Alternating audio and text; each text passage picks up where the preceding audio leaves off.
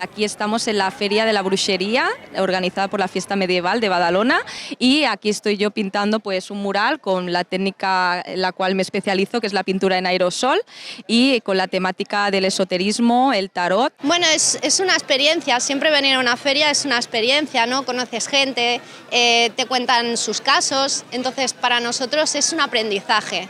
Y estamos muy contentos, la verdad, de estar aquí, y aparte yo soy de Badalona, estoy súper contenta. Estoy haciendo tiradas de tarot para ayudar a las personas que lo necesitan y así desean que les ayude.